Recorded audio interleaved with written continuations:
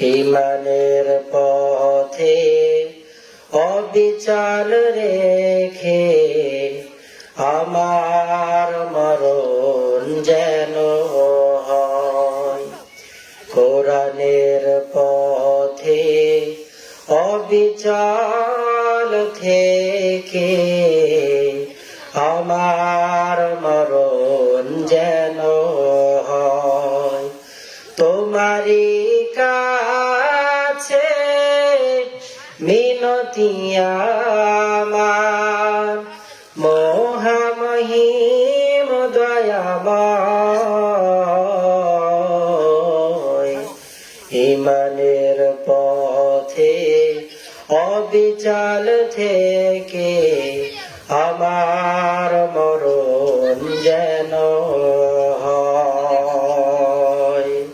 আলহামদুলিল্লাহ, ছোট ফুলবাড়ি জাম মসজিদের উন্নয়ন কল্পে বিরাট ইসালে সব আমরা সবাই দিল থেকে দোয়া করি, আল্লাহ পাক মাহফিলকে যেন শেষ পর্যন্ত নিরাপত্তার সহিত কবুল করেন, সকলেই বলে আমিন। যে আয়াতে কারিমা তেলাওয়াত করেছি, আয়াতের মধ্যে আল্লাহ পাক রব্বুল আলামিন বলেন, وَمَنْ أَعْرَضَ عَنْ ذِكْرِي فَإِنَّ لَهُ مَعِيشَةً ضَنكًا وَنَحْشُرُهُ يَوْمَ الْقِيَامَةِ أَعْمَى।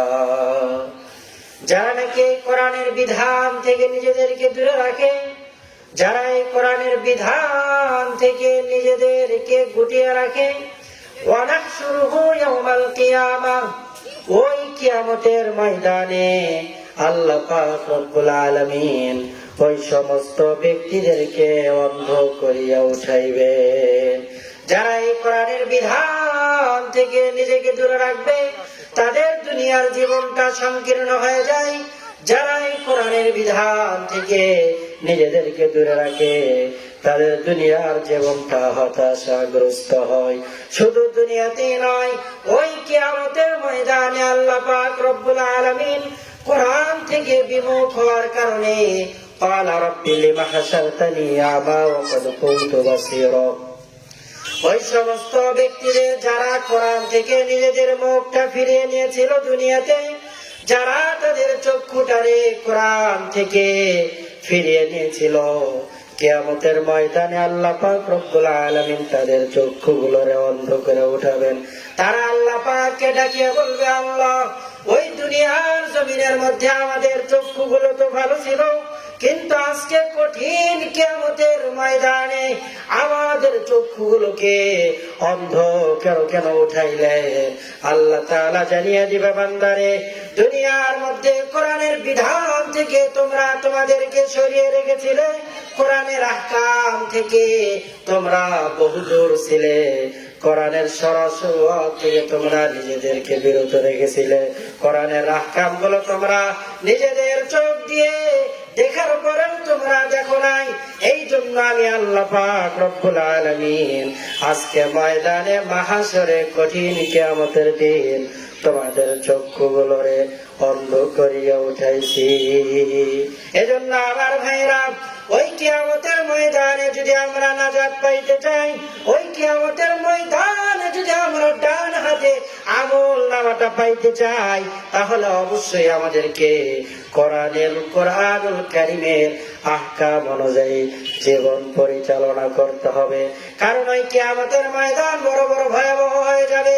চোখ আমার বিরুদ্ধে সাক্ষী প্রদান করবে, হাত আমার বিপক্ষে সাক্ষী প্রদান করবে, প্রত্যেকটা অঙ্গ প্রত্যঙ্গের জবান খুলে যাবে।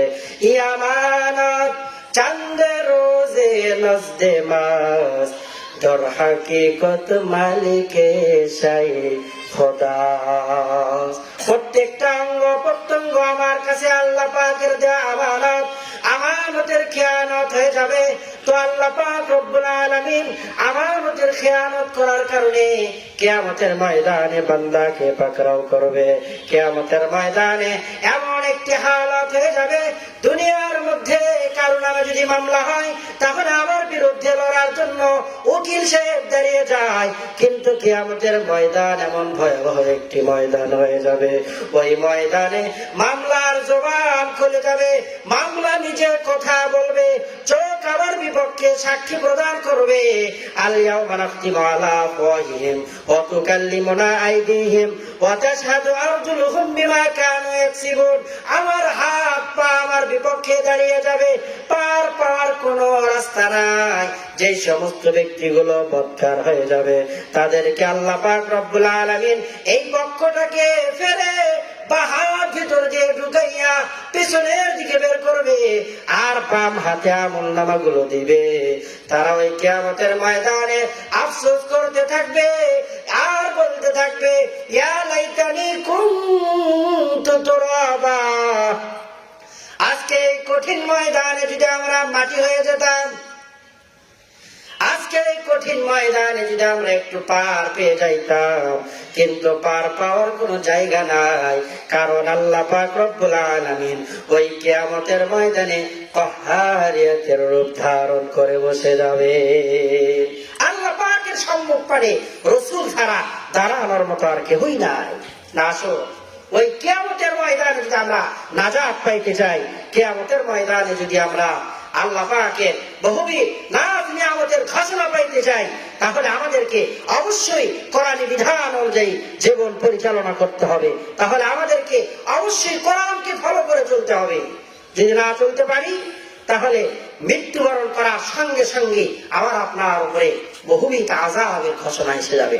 না আসো, আল্লাহ পাক যেন আমাদের সবাইকে কোরআন অনুযায়ী কোরআনকে ফলো করে চলার মতো রাসূল কারীম সাল্লাল্লাহু আলাইহি ওয়াসাল্লামের সুন্নতকে জীবনে আঁকড়ে ধরে আল্লাহ পাক আমাদের